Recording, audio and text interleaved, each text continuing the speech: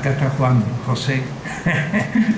Estaba buscando usted, pero no te vi la primera página. Hermano mayor del editor de este libro, que supone sacar de unas charlas, corregir muchísimo, porque parece que yo hablo bien, pero cuando se escribe lo que yo digo, es una incorrección, es increíble, que realmente hay que escribir el texto de nuevo, es una cosa endiablada. Y ese es el trabajo que ha hecho Rafael Batista. Bien, se le puso por título Marx y la modernidad, conferencias en La Paz, y el libro tiene 7 partes. En realidad son 7 conjuntos de conferencias, porque era más de una conferencia cada una. Y si les parece, voy a muy rápido indicar un poco qué tesis fue las que propuse. La primera, que se llama la histórica, y entonces se habla de la modernidad. Es un tema pues demasiado tratado, modernidad, posmodernidad, y por eso que yo hablo de transmodernidad. Es una distinta interpretación de la modernidad. ¿Dónde se encuentra Marx en ese proceso? ¿Hasta qué punto Marx pudo superar el eurocentrismo? ¿Hasta qué punto entendió lo que era el mercado mundial? ¿Y hasta qué punto pudo tener intuiciones de lo que mucho después vamos a llamar teoría de la dependencia? Porque para mí la lectura de Marx no fue una lectura para enterarme de Marx solo, ni principalmente, sino era para descubrir el capitalismo periférico que somos nosotros. Y la tan famosa teoría de la dependencia que Agustín Cuevas, un gran marxista ecuatoriana, profesora también aquí en ciencias económicas, dijo una vez: la teoría de dependencia no tiene lugar teórico en el pensamiento de Marx. Ese desarrollo, subdesarrollo, dependencia es un problema burgués. Marx no escribió sobre ese tema. Y a mí me cayó un poco desconcertante esa expresión de Agustín Cuevas y muchos que no planteaban la teoría de la dependencia como algo marxista. Y en el año 1975 el Congreso Latinoamericano de Sociología dio por superada la teoría de la dependencia, pero yo no estaba de acuerdo. Entonces yo releí Marx, no solo para reconstruir Marx y para enterarme realmente en profundidad lo que pensaba Marx, sino para ver si en la teoría de dependencia tenía que ver con el pensamiento de Marx o no, y de tener alguna relación con Marx, cómo debería formularse en estrictas categorías marxistas. De ahí entonces que empezamos aquellas conferencias desde la hipótesis de Wallerstein, de Immanuel Wallerstein, el profesor de Binghamton y justamente colega de Aníbal Quijano, que aquí alguien está trabajando.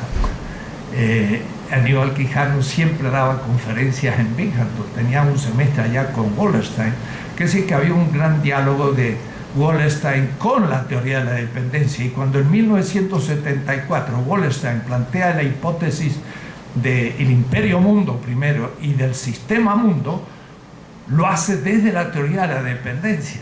Es decir, que Wallerstein de alguna manera ya es alumno de los latinoamericanos, de Gunder Frank, de Totonio Santos, de Faleto, y hasta de Cardoso, porque algunos pueden acertar en un momento de juventud y más viejos borrar con el codo lo que hicieron, que fue lo mejor que hicieron en su vida, y eso es lo que le pasó a Cardoso. Cardoso dice: lo que hice en mi juventud no vale nada. Lo que pasa es que el que no valía nada es el que decía eso, pero el que había escrito en cambio en su juventud, eso sí estuvo bastante bien, aunque no del todo, y por eso se puede criticar.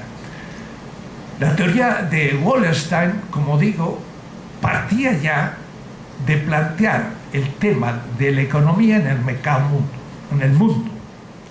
Y Marx siempre pensó en su programa hacer 6 grandes tratados, 6. Y murió habiendo terminado parte del primero, pero nunca dejó de pensar que iban a ser 6. Él decía: primero hay que tratar el capital, y esto a su vez 4 partes, y la primera de ellas en 3, y solamente publicó esa. o es decir, él pensaba que el capital en general, en su primer parte, su esencia, era el momento productivo, circulación y realización del capital. Pero después venía la competencia, la circulación y la realización, estoy diciendo. Luego el segundo tratado era de la competencia, nunca lo escribió. El tercero al capital accionario, capital después financiero ficticio, y después de eso recién iba a escribir sobre el salario, todo un tratado enorme, sobre la renta, 3 partes. Después sobre el Estado, pero desde un punto de vista económico. La relación entre los estados, y la 6ª parte iba a ser el mercado mundial. El mercado mundial era recién el punto de partida de poder decir qué pasa con los países capitalistas como Inglaterra o Francia o posteriormente Estados Unidos y los países dependientes o coloniales como México, Brasil, Kenia o la India. O es decir, que habría que llegar hasta la 6ª Tratado de Marx para poder tratar la teoría de la dependencia, que era la relación centro-periferia. Marx estaba muy lejos de eso. Sin embargo, tiene cientos de textos referidos al tema. Y entonces yo los fui recolectando y dar una teoría, pero bien coherente del asunto. El sistema mundo sería el horizonte. Y entonces Wallerstein, como digo, alumno de los grandes teóricos de la dependencia, plantea una historia de la modernidad, pero de una manera de Wallerstein. Dice, el primer siglo, el siglo XVI, es el imperio mundo, es España. Y España se abre al mundo, y es el primer tomo publicado en el siglo XXI sobre el sistema mundo, que recomiendo a todos, sean historiadores, economistas, sociólogos, filósofos, literatos, lo que sean, porque plantea una historia del mundo de una manera mucho más rica que Brodel, que en cierta manera había tratado el Mediterráneo, pero no había trabajado el Atlántico. Fue Pierre Chonu, el gran alumno de Brodel, que de paso estuvo en la tribunal de mi tesis de historia en la Sorbona. Chonu estuvo ahí y me dice, usted ha hecho la primera matematización de una institución en América Latina. Mi tesis fueron 8 tomos y Pierre Chonu estuvo ahí. Él escribió 7 tomos sobre Sevilla y el Atlántico, no sobre el Mediterráneo como Brodel. El Mediterráneo era un mundo premoderno, mientras que el Atlántico es la modernidad. Pero no es la tesis de Wallerstein, sino que esa tuvimos que discutirla personalmente con él en Binghamton, y cambió Wallerstein la idea, a tal punto que acaba de escribir un tratado chiquito, un librito, sobre Bartolomé Las Casas y el universalismo, Emanuel Wallerstein. Y eso lo ha hecho porque después de unos cuantos debates empezó a entender que el siglo XVI no era solo el imperio mundo, sino algo distinto. Pero él dice realmente el sistema mundo nace en Ámsterdam, en el siglo XVII, segundo tomo. Y el tercer tomo ya es Inglaterra. Entonces él tiene el siglo XVI, XVII y XVIII una historia de la primera etapa de la modernidad. Es un libro fundamental, el de Wallerstein. Pero ahí entonces yo tengo que criticarle muchas cosas a Wallerstein. En primer lugar, que el siglo XVI es descartado casi siempre como no significativo en las ciencias sociales. Y también en América Latina, no se le da importancia. El siglo XVI estuvo en la historia de España o en la historia de América Latina.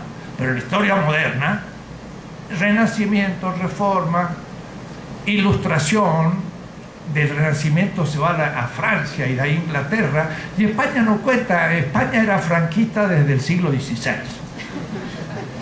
lo cual es una estupidez. Pero es tan fuerte la tradición de la leyenda negra, que tiene su fundamento, que borró del mapa a España. Pero al borrar el mapa, perdónenme si hay un español, no me importa mucho que borren España, pero lo que pasa es que nos borran a nosotros de paso, porque al borrar España desaparece América Latina de la historia. Y estando yo en París hace 1962, hasta el papá de ustedes todavía era joven. Me acuerdo haber leído el libro de Leopoldo Sea que dice: estamos fuera de la historia, como latinoamericanos, porque España fue borrada por la Ilustración en el siglo XVIII. En el siglo XVIII la Ilustración dijo: el norte de Europa es Europa, el sur era, pero no es. Grecia, miren lo importante que era Grecia, pues ni sale ahora con sus crisis financieras. El pobre Grecia, pobre. Italia, tampoco. Fue Roma, pero no era importante. España fue con Carlos V, pero ya en el siglo XVIII no hizo la revolución industrial, no hizo la revolución francesa, se quedó atrás, se quedó en la Edad Media. Falso. Sergio Bagú, profesor también aquí, exilado, muestra que la Edad Media terminó en 1492 y todo lo que aconteció en América Latina fue moderno y fue capitalista, no fue feudal. Las haciendas, las mitas, los indios que eran encomendados no eran instituciones medievales, nunca habían existido en la Edad Media. Además existía una moneda mundial. Y si era mundial la moneda, ¿cómo va a haber feudos? ¿Y dónde salía la moneda mundial?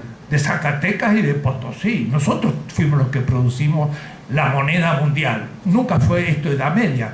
El marxismo tradicional, no el de Marx, pero también, ya lo veremos, empezó el feudalismo en la época colonial. Esto no tenía nada que ver con el feudalismo, era la etapa mercantil, la primera etapa de la modernidad, pero no todavía industrial. Entonces habría que preguntar a Marx qué significaba eso. Entonces, el tema era que la Ilustración dejó fuera de la historia a la Europa del Sur. Y en eso, cuando digo la Ilustración, piensen ustedes, es Kant, es Voltaire, es Montesquieu, es Rousseau, pero también es Marx. Y entonces para Marx también el norte de Europa era Europa y el sur había sido. Y con la desaparición de España de la modernidad, como dejando Depot, al cual la Clavijero le hace toda una historia de México contra Depot, que era un francés. Depot decía: los Pirineos comienza el África, con lo cual insulta al África y además a nosotros. Porque decir en los Pirineos empieza el África, decir los africanos son como animales, insulta el África. Y segundo, España es como animal, es África. Y nosotros, los hijos del África, la América Latina. Decir que en los Pirineos empieza el África es racista y es eurocéntrico, pero de la Europa del Norte.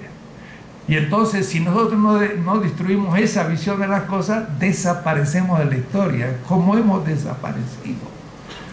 Entonces, Marx tenía inevitablemente una visión de la modernidad que comienza con la revolución industrial realmente y en el norte de Europa.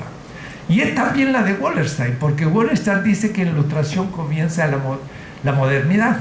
Y entonces una discusión que tuvimos en Binghamton, y estaba Aníbal Quijano, y estaba también Grossfogel y Walter Miñón, y todo, le dije yo a Wallerstein: no, la modernidad no empieza en la Ilustración, empieza en la invasión de América en 1492. La modernidad empieza en la apertura al Atlántico. No el descubrimiento, porque no lo descubrieron, esto estaba descubierto.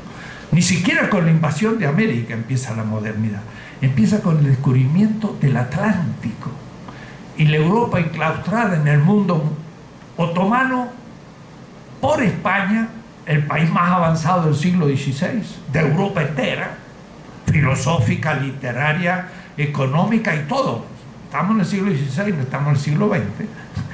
Esa Europa sale hacia el Atlántico, por Portugal llega al África y al Asia, y por España a América Latina, y de pronto se abre el globo, ya no tres partes, Europa, África, Europa, sino también América. Entonces a esa primera etapa le llamo la primera modernidad, siglo XVI. Y ahí entonces ya empieza toda una descripción como modernidad, en la que uno podría empezar anticipadamente a utilizar las categorías de Marx, porque Marx dice en el manifiesto ya que el descubrimiento de América es el comienzo del capitalismo. Entonces esta intuición, que después no es muy presente en sus descripciones históricas, porque él va a trabajar el capital industrial, queda ahí planteado. Y efectivamente, Sergio Bagú, siguiendo a Marx, y yo mismo citando a Marx, podemos descubrir que entonces la primera modernidad es un capitalismo mercantil dinerario. Es un tiempo de acumulación de riqueza, pero esa riqueza ya es capitalista, no es feudal. Esa acumulación de dinero, pero es un dinero no como dinero, sino que comienza a ser capital. Y todavía no un plusvalor en el sentido industrial, pero el indígena produce un excedente cuando paga tributos y cuando saca de las minas la plata, sobre todo 20.000 toneladas de plata van a Europa en el siglo XVI, una acumulación gigantesca de dinero, pero dinero ya que empieza a ser capital porque hay trabajo que ha sido subsumido. Y la misma esclavitud, que por supuesto no recibe salario, no hay trabajo asalariado, sin embargo se compra el sujeto mismo del trabajo y hay excedente. Y ese excedente en Europa se transforma en plusvalor porque ahí sí ya hay trabajo asalariado. Entonces se ha estudiado ya con bastante detenimiento cómo el indígena y el esclavo africano produjo excedentes que se convierten en plusvalor en Europa y se acumulan como capital. Quiere decir que el siglo XVI es ya una primera etapa del capitalismo más. Es la etapa de gran acumulación dinerario de una institución nueva nunca pensada, que es el colonialismo, al cual Adam Smith, en El origen de la riqueza de las naciones, le dedica muy poco lugar. Y Marx también le dedica muy poco lugar en cuanto a capítulo. Hay apenas las colonias en cuanto a medidas supletorias para que no baje tanto la tasa de ganancia. Entonces, gracias a las colonias, la tasa de ganancia no baja tanto como pudiera ser. En el tercer tomo del Capital hay un pequeño capítulo sobre el asunto de las colonias, pero para Marx tampoco fue muy fundamental. Mientras que para mí era esencial el tema, entonces yo tenía que releer a Marx para poder, desde sus indicaciones abstractas sobre la esencia del capital, empezar a aplicarlas en el plano mundial y poder entonces ver qué dijo implícitamente o explícitamente, pero no con intención de hacer una teoría sobre el problema de la dependencia. Entonces, empiezo por hablar de la primera modernidad, siglo XVI, española. La segunda modernidad es justamente Holanda. Holanda había sido una provincia española. Ámsterdam tuvo por alcalde a Luis Vives, que era un marrano, es decir, un judío, familia convertida. En Ámsterdam, Spinoza, como su nombre lo indica, gran filósofo de Ámsterdam, judío, era sefardita, es decir, español de origen. Y Descartes, que estuvo en Ámsterdam y escribió el discurso del método, estudió con los jesuitas que son españoles. Entonces, Ámsterdam realmente, y los Países Bajos así llamados, es el comienzo realmente del capitalismo ahora mercantil expansivo, sin apoyo del Estado, sino que surgieron la gran compañía de las Indias occidentales y orientales, que ocuparon parte de lo que habían sido colonias portuguesas. Los holandeses ocuparon Brasil, Angola, Mozambique, Ceilán, hasta Japón, y crearon unas colonias que se llamaban Nueva Holanda y fundaron una ciudad que se llamaba Nueva Ámsterdam, donde los judíos españoles llegaron a esa ciudad de Nueva Ámsterdam antes que los anglos, porque después esas provincias holandesas se van a transformar en Nueva Inglaterra cuando Inglaterra vence a Holanda, y de ahí se va a fundar New York, no ya Nueva Ámsterdam, sino New York. Y los judíos entonces españoles que estaban en Nueva Ámsterdam van a ser más ricos que los anglos, y son hoy los que están en el centro de Wall Street. O decir, miren qué extrañas cuestiones. Segunda modernidad. Entonces, la tercera modernidad recién, o la madura, es la revolución industrial. Y ahí entonces donde recién Marx aparece. Marx es el gran crítico, el primer gran crítico del capitalismo. Pero no pudo haber mucho antes otro, y fue él por su situación geográfico-temporal. Era un alemán. Entonces él dice, si Alemania hizo una revolución, fue solo filosófica, porque nunca ha hecho una revolución política, y nunca la ha hecho hasta hoy. Alemania es un país sin revolución. Francia la ha hecho, España la ha hecho, Inglaterra la ha hecho, pero Alemania no la ha hecho nunca. Filosófica, pero filosófica la había hecho muy bien. Entonces Marx era un filósofo español, doctor en Jena. Y luego por el exilio lo echaron de Alemania por sus artículos, se fue a Francia, lo echaron de Francia, se fue a Bélgica, lo echaron de Bélgica, y entonces no encontró lugar más seguro que estar en el corazón del imperio. Es decir, estaba junto a la CIA, y entonces ahí ya no le decían nada. Era como el hombre que fue jueves de Chesterton. Es decir, en Londres sí pudo empezar a estudiar en serio. Y en el Museo Británico tenía la mejor biblioteca del mundo en economía, estaba en el centro del imperio, que era Inglaterra, y ya exilado, pero lo dejaron tranquilo desde que llegó en el 48, porque el manifiesto lo escribió fuera, pero al llegar pues ya había escrito el manifiesto hasta su muerte en el 82. En el fondo va a estar siempre en Londres trabajando duramente. Y entonces es ahí donde recién podemos empezar a ver. Todo el joven Marx fue el anterior a Inglaterra. Los manuscritos del 44, Misterio de la Filosofía, la ideología alemana, etc. Cuando empieza el Marx definitivo, y eso fue parte de nuestro seminario, es en el año 57. Y da la casualidad que en el 57 empiezan los Grundrisse. Y cuando uno llega al Museo Británico, un lugar muy moderno, redondo, con cúpula, que entra por arriba la luz, y los escritorios son circulares, hasta hay uno que se dice, parece que aquí leía Marx. Entonces me senté ahí, en el lugarcito, y luego me puse a leer los Grundrisse, y el primero fue un trabajo sobre Éléments de Philosophie Économique, y entonces fui al archivo y busqué el libro, y era un solo ejemplar. Entonces lo pedí, me senté ahí, dije, este libro lo tuvo Marx, y lo empecé a leer. Los Grundrisse. O sea que uno puede leer los mismos libros que leyó Marx en el Museo Británico, y entonces ahí empieza su deconstrucción.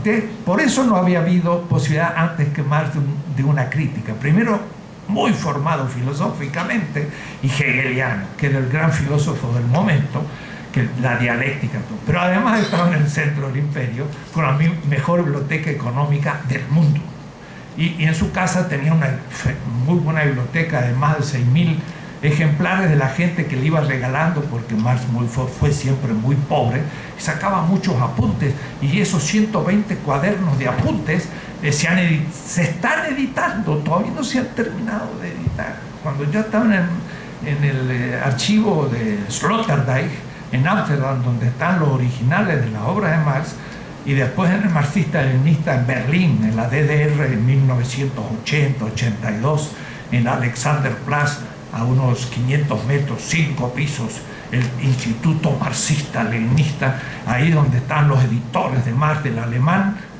de los inéditos a los éditos. Entonces yo discutía con Jung Nickel, que leía los textos inéditos y los publicaba en alemán. Y yo le digo, ¿has visto la diferencia entre fuerza de trabajo y trabajo vivo?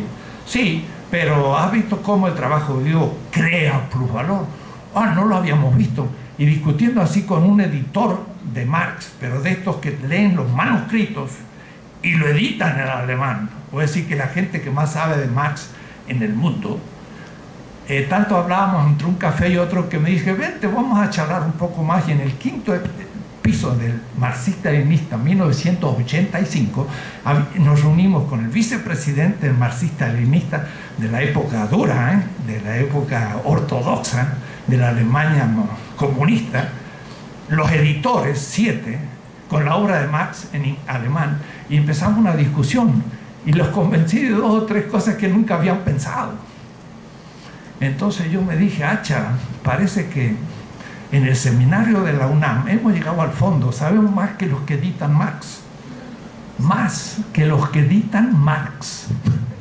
Esta es mi convicción subjetiva. Por eso que mis trabajos después están publicándose en italiano, en inglés, en francés, porque no hay trabajos con esa minucia. Entonces, era este mi entusiasmo cuando empecé a hablar sobre economía. Pero para introducirla comprensiblemente y no hacerme infinito, porque no les voy a hablar yo de los 10 años que descubrimos todas estas categorías, serían muchos semestres, aquí tengo uno ahorita nomás. Entonces, el punto de partida, los economistas lo saben muy bien, pero los que no son economistas quizás no lo sepan, y aún los economistas no está mal recordarlo. Marx influenció la ciencia económica europea, de tal manera que 4 años después de publicado el tomo El Capital, en 1871, Gibbons, al escribir una teoría de la economía política, modifica ya el argumento de la economía capitalista, porque Marx le ha cerrado un camino y deben tomar otro camino definitivamente hasta hoy. Entonces hay que ver que la economía que va a ir surgiendo después de Marx va a estar influenciada por Marx, va a tener un gran impacto secreto en la economía política, y esta ya va a empezar a tener argumentos antimarxistas teóricos, desde Gibbons hasta von Hayek y hasta el señor Carstens, presidente del Banco de México, que está en la ortodoxia monetarista superficial, ¿no? Una vez que Marx mostró lo que voy a mostrar después, no le quedó a la economía política burguesa sino tomar otro atajo, que es tomar el mercado como punto de partida y desde ahí ir deduciendo todas las categorías de la economía política. Es decir, tomó el mercado como punto de partida. Debo decir que el mercado no aparece porque sí en las ciencias sociales. Mandeville, que era un ético holandés que se va a Inglaterra y que escribe aquella fábula de las abejas, por como era una institución casi perfecta las abejas, entonces lo tomó como el modelo de la sociedad. Dice, estamos en una época distinta a la clásica medieval o antigua, donde la ética se fundaba sobre virtudes, mientras que ahora estamos en un momento distinto. Por ejemplo, en el mercado, lo que debe tener un sujeto para poder ser sujeto de crédito, y es fundamental porque la industria misma exige créditos para comenzar la producción o necesita créditos para poder aumentar la producción. Entonces, ser objeto de crédito es fundamental. Entonces él dice, en el fondo, la virtud principal que debe tener un sujeto en el mercado es la credibilidad. La credibilidad en el sentido de que yo tengo fe de que es una persona honesta. O es decir, la honestidad es lo que hace una persona con crédito. Y es solo el que tiene crédito se le dan créditos. Estoy jugándose la palabra, porque uno puede decir, este no gana crédito, porque no. Entonces la honestidad es lo que interesa tener en el mercado. ¿Cómo es? Bueno, en el mercado yo he de tener credibilidad para que me den un crédito, pero esto no es una virtud en el sentido tradicional, sino que es una virtud solamente en función del mercado y el crédito. Él dice, puede que la persona no sea buena, pero si guarda todos los requisitos de la honestidad objetiva en el mercado, va a ser objeto de crédito. Si se le prueba que no ha robado, que cumple su palabra, que paga sus anteriores créditos, se le da más crédito. Pero él dice, puede ser egoísta, más, puede querer ser rico. Y por lo tanto, puedes tener el vicio del egoísmo y la virtud de la honestidad en el mercado. Y entonces crea una especie de cinismo que los éticos tradicionales dicen, pero usted se está contradiciendo. Está queriendo decir que hay virtudes públicas como la honestidad con vicios privados. Y él dice, pues esto es lo que acontece. Entonces la ética se viene abajo, porque usted puede ser un egoísta y aparecer como una persona honesta. Adam Smith, que era un profesor de ética, no de economía, nunca fue de economía, inventó la economía sin ser economista, porque el origen de la riqueza de las naciones es uno de sus tratados éticos. Entonces, el tratado de los sentimientos morales muestra a qué punto fue un ético de alto nivel. Él dice, lo que pasa es que efectivamente alguien puede buscar sus fines y transformarse en virtud pública. Puede decir, si un panadero quiere ser rico, hará buen pan, pero haciendo buen pan, la gente tiene buen pan, y por tanto dice, es un buen panadero, pero él quiere hacerse rico. Entonces el selfish, el amor a sí mismo, puede ser considerado en el mercado como una virtud pública. Entonces el mercado fue usado para superar una contradicción ética. Pero Adam Smith además dice, el mercado entonces ahora va a ser una institución que me permite solucionar problemas teóricos de ética. Pero además piensa en un Dios romano, estoico, un Dios que ordena las cosas humanas aunque éstas no lo conozcan. Entonces Adam Smith dice, lo que acontece además es que hay una mano de Dios, un dedo de Dios, que organiza el mercado. Pero Adam Smith pensaba que ese mercado podía producir ricos más ricos y pobres más pobres. De tal manera que Adam Smith no pensaba para nada que había un equilibrio en el mercado. Porque Adam Smith no era un clásico en el sentido de la economía política y tampoco un neoclásico o neoliberal. Lean el libro de Giovanni Arrighi, que acaba de salir todavía en inglés, no traducido, que se llama Adam Smith in Pekín. Está traducido. ¿En qué? Acá. Entonces hacemos la propaganda. Hay que leerlo, porque muestra cómo Adam Smith no era smithiano como lo leen los clásicos, decía muchas otras cosas, pero él sí ya plantea el mercado como un momento esencial, del cual va a partir el propio Marx, pero Marx veremos qué es lo que hace. Mientras que la economía política posterior a Marx va a decir, el mercado es el punto de partida, ¿y qué es el valor?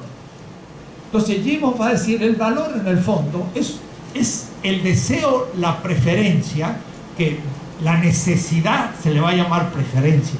Entonces, algo en la medida en que es más querida o preferida, tiene más valor.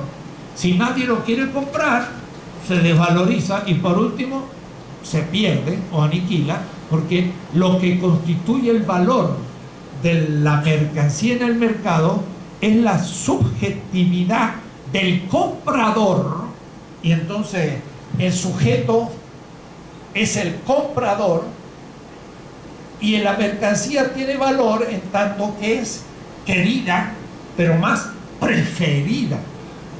La preferencia no es necesidad, pero toda la economía se va a fundar a partir de ello. Marx tenía completamente una visión distinta que partía de alguna manera de los mismos manchesterianos, es decir, del mismo Adam Smith y Ricardo, en una etapa que, si ustedes me permiten, más ingenua, moderna ya, pero todavía que no habían elaborado la respuesta a la elaboración que va a hacer Marx. Entonces Marx parte de la economía dada y la estudia. Y la estudia para que desde las categorías propuestas, él va a hacer una reconstrucción categorial. Y en los manuscritos del 61-63 él tiene una formulación que yo nunca había leído, pero muy concreta. Pueden leer mis obras para ver dónde se cita, en qué página, todo. Dice él, de lo que se trata es hacer una crítica, y dice critique, de todo el sistema y de ese sistema, de las categorías de la economía política burguesa. Entonces lo que él hizo fue una crítica de las categorías fundamentales del pensamiento de Adam Smith, de Ricardo, de Malthus y de Robertus y de una cantidad de autores que los conoció todos en el Museo Británico y del cual sacaba apuntes y apuntes, y son cientos los economistas de su momento que va digiriendo una lenta lectura de todos los días, pasarse 8 horas en el Museo Británico estudiando y publicando algunos artículos con los que malamente vivió. Digo malamente desde un punto de vista económico, porque fue siempre un pobre y nunca tuvo un salario normal. Por lo menos su gloria es que nunca fue trabajador asalariado. Si el capital no lo pudo explotar, pero bien que quiso que lo explotara, porque alguna vez ya muerto de hambre se presentó al ferrocarril de Londres para optar y ser empleado del ferrocarril, y dio examen y lo rechazaron por su mala letra. Y efectivamente cuando uno lee los manuscritos de Marx son endiablados, y hay que hacer una verdadera escuela de preparación para entender cómo escribe, porque es una especie de gótico alemán en inglés y entonces no se entiende. Marx parte, como los manchesterianos, de el sujeto que trabaja, no del sujeto que compra en el mercado. Adam Smith parte de un yo, pero no yo pienso, como Descartes, sino yo trabajo. Claro que yo en la primera modernidad coloco antes que el yo pienso, el yo conquisto, de Cortés. Yo conquisto es el fundamento del yo pienso, y el yo pienso es el fundamento del yo trabajo. La modernidad, el egoísmo de un solipsismo sin comunidad, que es el punto de partida después de la crítica de Marx. Entonces, se parte de un yo que trabaja. Ustedes conocen el comienzo, el origen de la riqueza de las naciones de Adam Smith. Él lo hace así va construyendo un sistema categorial, pero lo que pasa es que ¡plum!, hace saltos y no va al fondo. Entonces Marx dice, no es racional su construcción, hay que hacer uno mucho más coherente, y cuando se hace, aparece entonces lo oculto, y lo que oculta el fetichismo de esa errada construcción de categorías. Es decir, para Marx va a haber un nivel superficial de las categorías y un nivel profundo. En cambio, Adam Smith va a estar construyendo solo categorías superficiales y va a hacer saltos, y no va a ir a las categorías que fundamentan lo que aparece. Entonces va a ser una crítica al modo como Adam Smith, Ricardo, etcétera, van haciendo sus categorías. Eso fue lo que descubrimos en esta lectura paciente de Marx. Marx construye categorías, y el Capital, miren lo que es un marco teórico para hacer investigación económica. No es una investigación económica, es un marco teórico, de tal manera que teniendo esas categorías, ahora yo no puedo preguntar qué pasa en México y qué pasa en tal fábrica, pero él fue describiendo las categorías abstractas sistemáticamente. Pero al mismo tiempo, él, como buen filósofo y además buen economista, tenía que reconstruir las categorías de la economía política burguesa, que no había hecho ese trabajo lógico que le exigía, por ejemplo, un genio, a Marx. Entonces, él tenía que completar las categorías que los economistas burgueses usaban de hecho, pero implícito, y él los hacía explícito, las criticaba y construía nuevas categorías, y entonces se ve con claridad. El punto de arranque es fundamental, es lo que se van a llamar las teorías del plusvalor 1861, y dice muy claro, Todo consiste en el error que ha cometido la economía burguesa. Ha confundido el plusvalor con la ganancia. Pero hay que ver que la palabra surplus value en inglés and profit es un sinónimo en inglés. Es decir, plusvalor y ganancia es un sinónimo. Significa que son dos palabras que tienen un concepto. ¿Cuál? La ganancia que yo tengo cuando vendo una mercancía en el mercado. En cambio, Marx va a tomar dos palabras que son sinónimas y le va a dar otro contenido. Y va a distinguir el concepto de plusvalor de ganancia. Y al hacerlo, empieza a poder escribir todo distinto. Su gran descubrimiento hasta el año 1823, fue la categoría de plusvalor. Plusvalor va a ser una categoría profunda en la esencia, mientras que ganancia va a ser una categoría en la superficie del mercado. La ganancia se da en el mercado y el plusvalor está oculto. En el mercado no se ve, está fetichizado. Pero volviendo, Adam Smith parte de un sujeto que trabaja y produce un producto. Y en esto está siguiendo también la lógica del propio Hegel, que también Hegel, la filosofía del derecho, dice: hay un sujeto que posee una cosa, la tiene en la mano, pero después la cosa subjetivamente referida al sujeto es la propiedad. Y la primera determinación del sujeto es la propiedad. Pero es un sujeto ante una cosa. Adam Smith hace lo mismo, pero lo único que ahora le pone trabajo. Dice: un trabajador produce algo, una cosa, y otro productor produce otra cosa. ¿Por qué producen distintas cosas? Porque tenemos distintas necesidades. Y Adam Smith parte de la necesidad. Si yo tengo hambre, produzco trigo. Si yo tengo sensibilidad debajo de las plantas de los pies, produzco zapatos. Entonces hay dos individuos que están produciendo bienes que después, dice Hegel, entran a un contrato. Bueno, aquí se hace un contrato de compra-venta. Entonces hay una división del trabajo, hay un mercado y hay un intercambio. Esto es lo que dice Adam Smith. Donde ya empieza a ver el gran problema. El gran problema es que Adam Smith, como los modernos, como Hobbes, como Hume, como Kant, parte de un individuo. Mientras que él dice: imaginémonos una asociación de hombres libres. Puede decir que nosotros no somos individuos, somos comunidad. Y el ya ser individuos y solo considerados como individuos es un solipsismo moderno y es un fetichismo. O es decir, ya estoy desgajando al individuo de su comunidad, rompiendo la relación del individuo con la comunidad y fetichizando al individuo como individuo. Entonces él ya va a empezar una crítica de las categorías fundamentales que va del sujeto como productor hacia el mercado, el sujeto como productor cuyo producto es puesto en el mercado como mercancía. Y voy a dejar la M, pero ahora significa mercancía. La mercancía viene de la producción. Ahora Marx va a empezar a mostrar qué es el ser humano como necesidad. La gran ruptura antropológica de Marx se muestra, no es que se produzca ahí, se produjo antes ya, pero se muestra en los manuscritos del 44.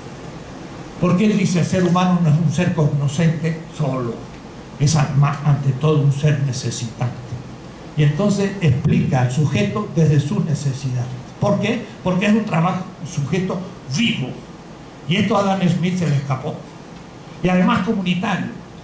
Entonces hay una antropología de la corporalidad viviente, que es de ahí donde surge el que tenemos necesidades. Esta es la segunda conferencia que dice la corporalidad, la vida y el fetichismo en el librito.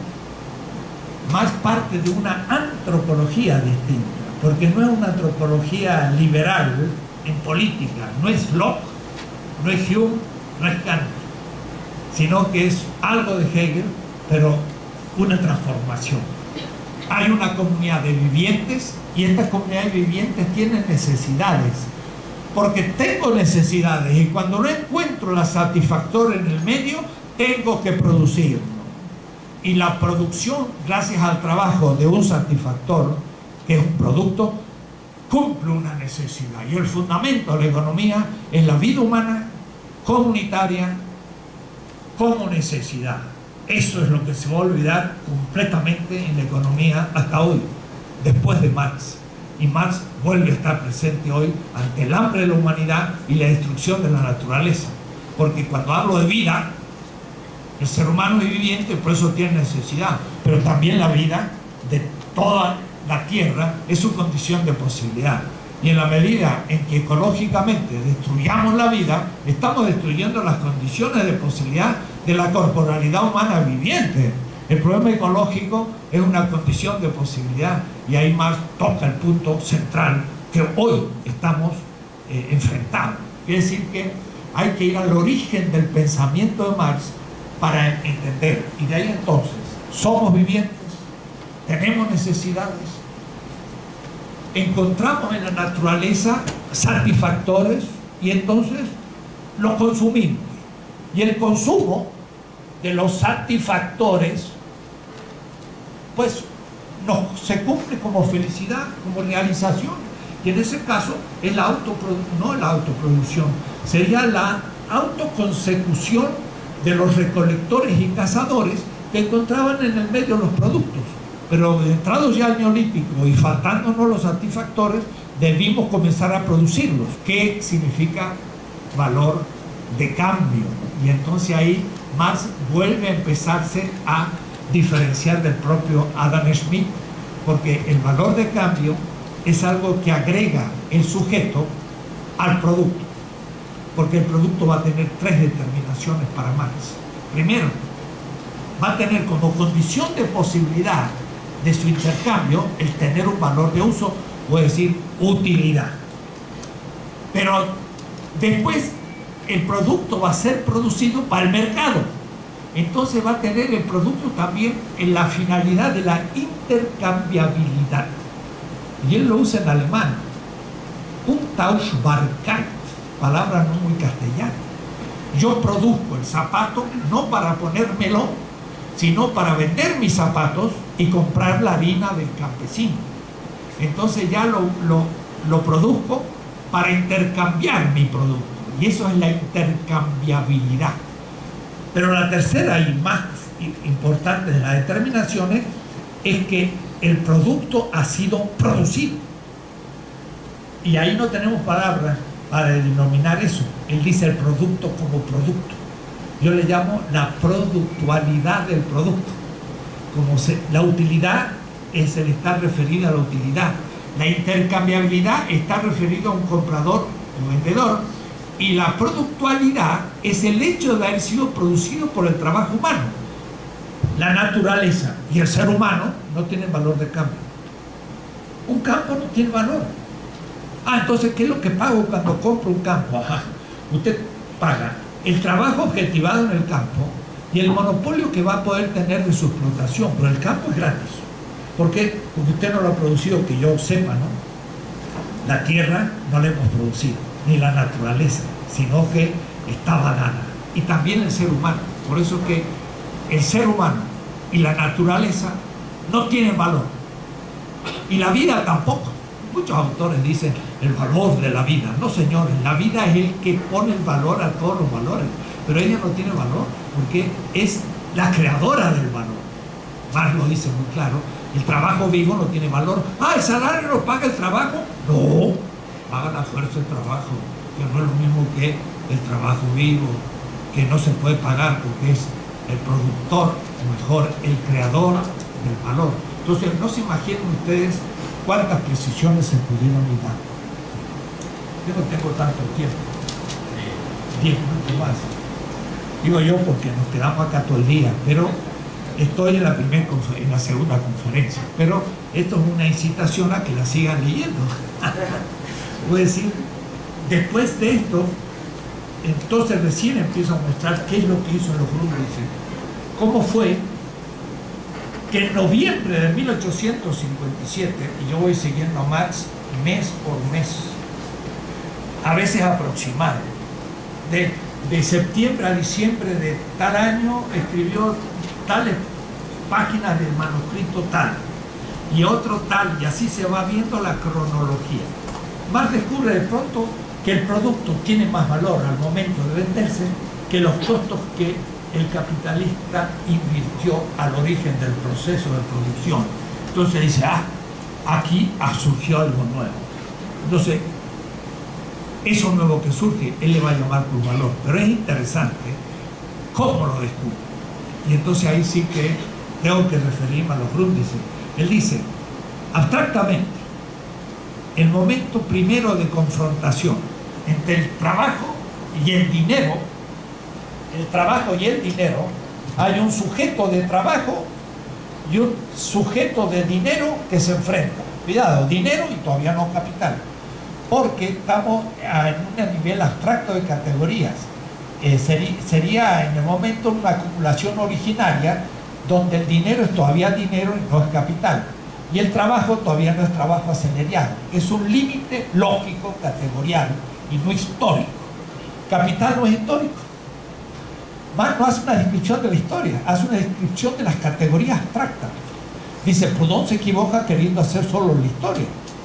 Entonces, la confrontación de alguien que, como vino de Oaxaca, llegó al Distrito Federal, dejó su campito y ya no tiene autoproducción y no tiene nada, ni casa, ni nada, lo único que tiene puesto es su propio cuerpo. Y el otro tiene dinero que ha acumulado, pero por motivos anteriores al capitalismo. Por ejemplo, pudo haber sido, pero tampoco, una mina que descubrió.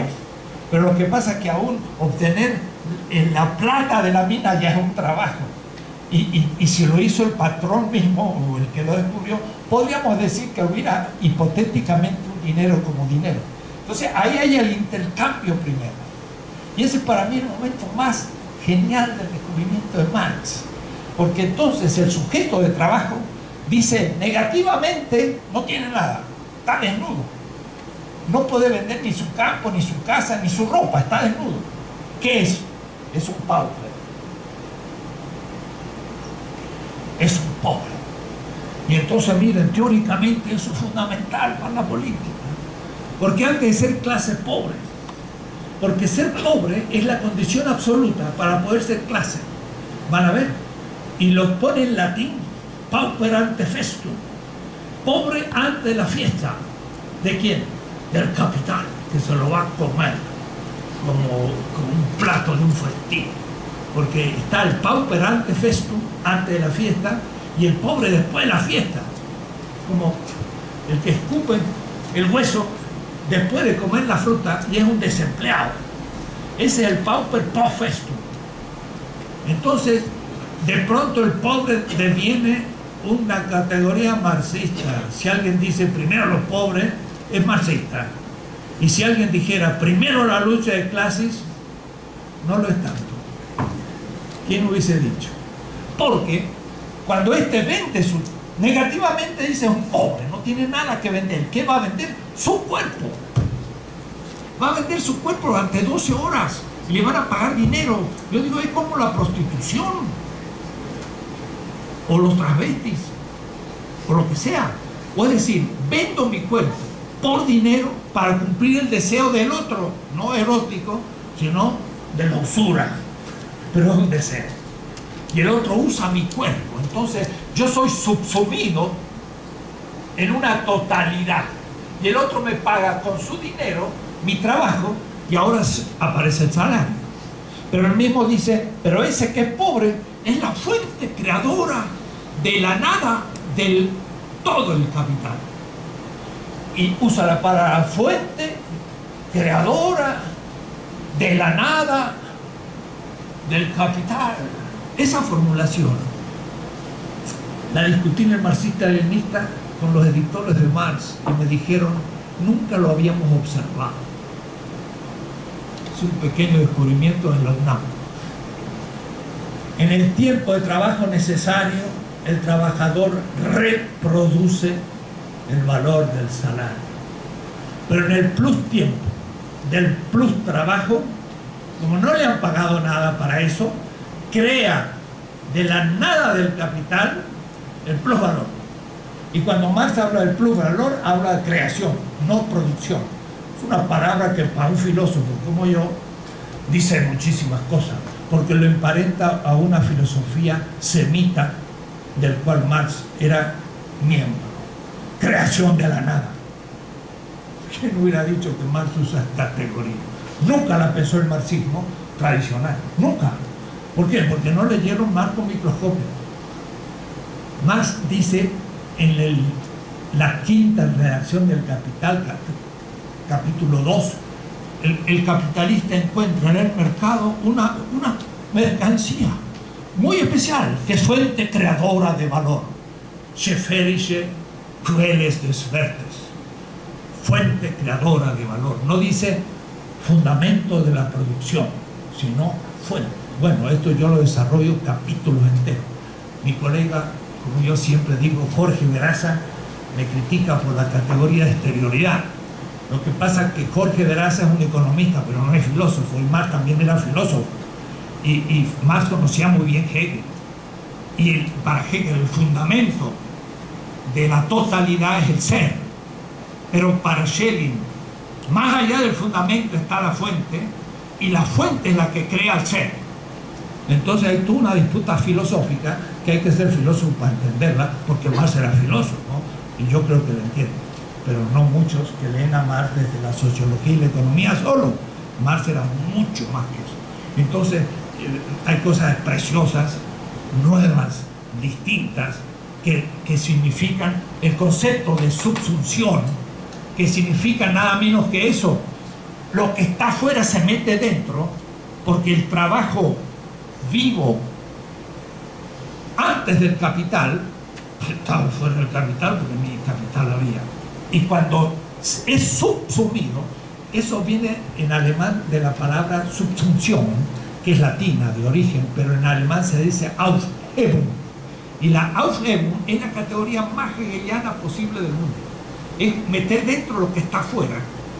Y entonces, como cuando yo me como un pedazo de pan, entonces el pan es pan y yo, mi cuerpo es algo distinto del pan, pero cuando me lo como, el pan deviene mi cuerpo. Lo niego como pan y ahora es mi cuerpo.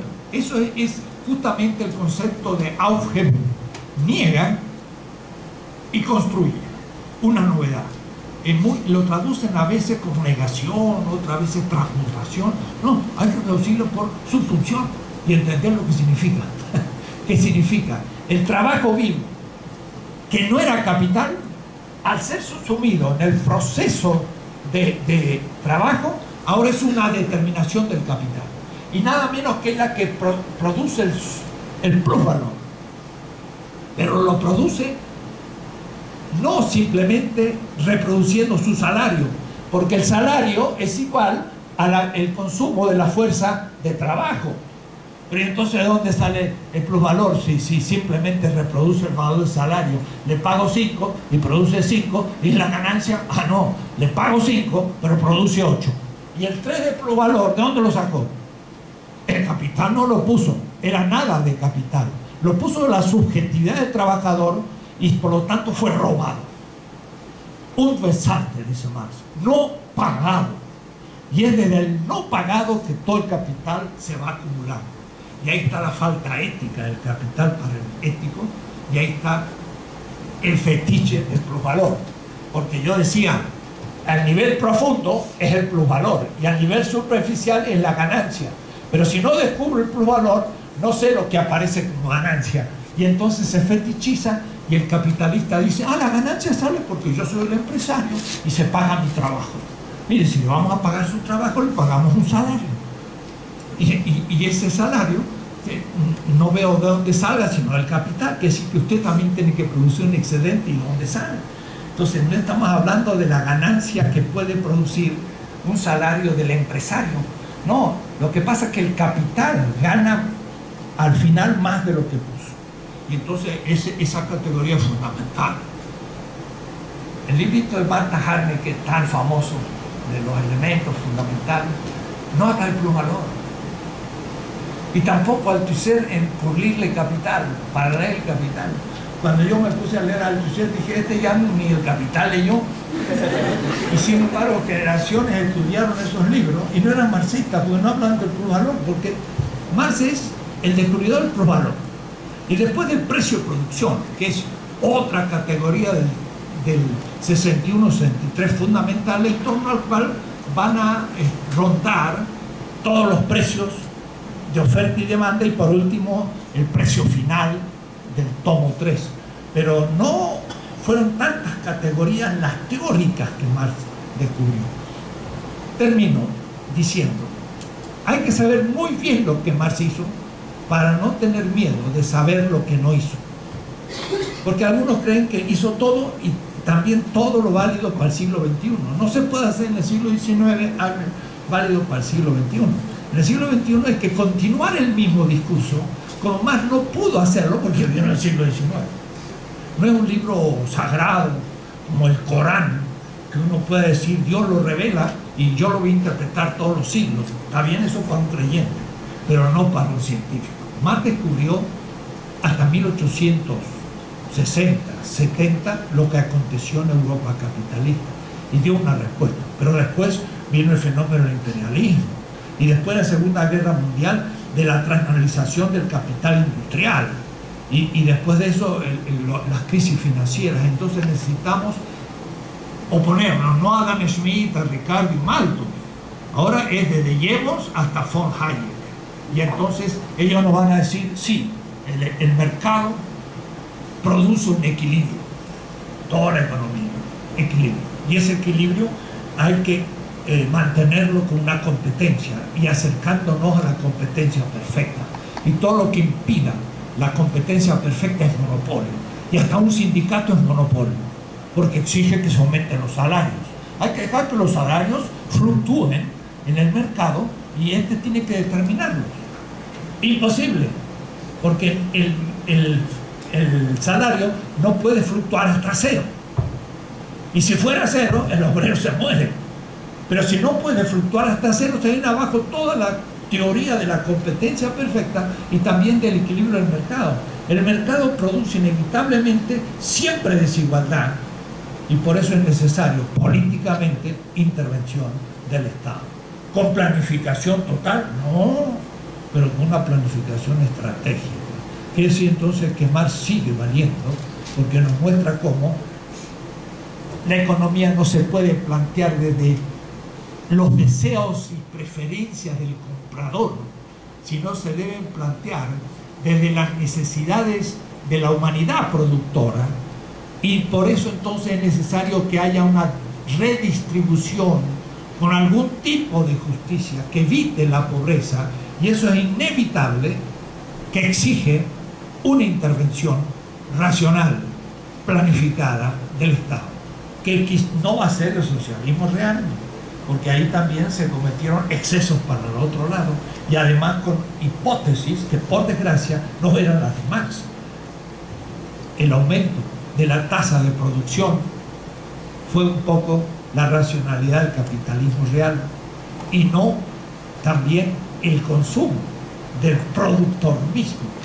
Y cuando vamos al productor mismo, tenemos que pensar que aún la fábrica como asociación hay que democratizarla, o es decir, que el obrero debe ser el que produzca democráticamente los bienes de una fábrica, pero hasta ahí tiene que llegar la democracia, en la fábrica, en la comuna y en el Estado.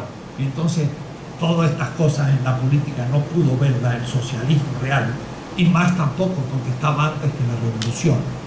Besaros, en el enorme libro sobre Más allá del capital, muestra que necesitamos una teoría del Estado, que muchos piensan que es la disolución del Estado, que necesitamos la participación, pero con algún tipo de representación, que necesitamos una democratización de la economía a todos los niveles, y que necesitamos una planificación como intervención del Estado. Para todo esto, Marx nos guía teóricamente, y es útil hoy, pero no se lo puede simplemente repetir. Hay que asignar el pensamiento neoclásico y el pensamiento neoliberal de la más sofisticada manera aún aritmética y científica para poder criticar sus hipótesis, y con estudiar Marx solo no puedo hacer una formación de ciencias económicas. Tengo que conocer muy bien a los grandes economistas presentes como Marx conoció a los suyos. Entonces hay algunos marxistas que creen que con solo Marx ya tengo la solución. Falso, sería antimarxista. Si hubiera sido así, Marx mismo no hubiera nacido. Si se la pasó toda su vida estudiando a los otros economistas para hacerle la crítica. Nosotros necesitamos conocer la economía contemporánea y también la filosofía, porque está incluida. Karl Popper está detrás de Friedrich Hayek. Y si yo no conozco la relación Popper-Hayek, tampoco entiendo a Hayek. Quiere decir que hay que rehacer lo que Marx hizo. Dejo ahí. En la segunda conferencia, son 7, ustedes pueden leer el librito de aquellas conferencias que para mí son inolvidables y que ustedes pueden un poco revivir en la lectura de este librito.